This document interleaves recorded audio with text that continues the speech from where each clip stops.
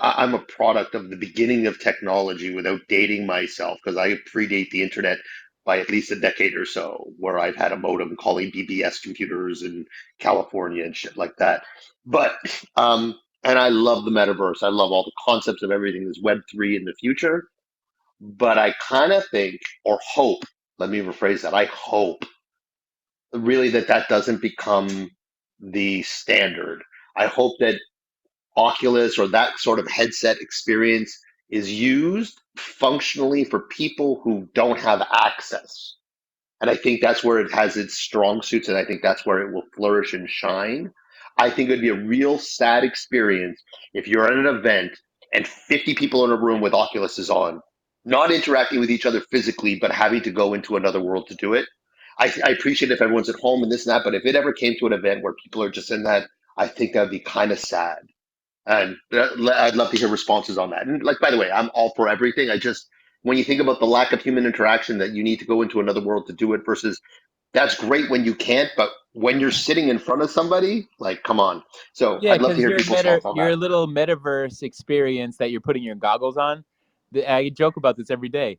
Your polygon count is nothing like my metaverse. My polygon count is crystal clear. IRL metaverse, so good. I love it. You get to give hugs. It's amazing. You feel it. Maybe augmented, I think, might be the name of the game.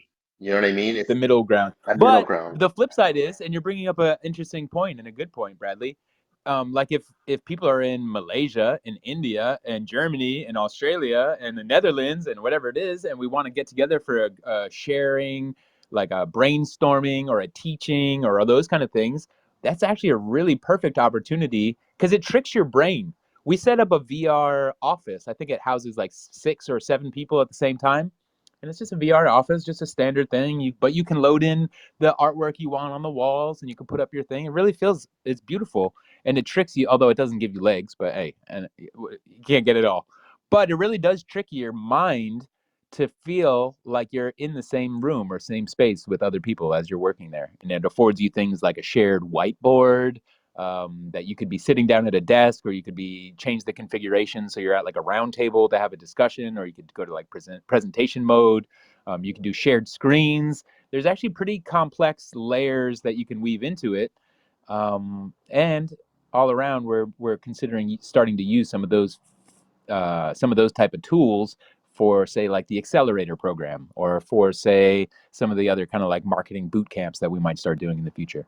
Does that sound like something people would want to do? Would you want to jump in your Oculus if there was a class or some kind of like mastermind happening? Yes. Short story. That's a functional usage.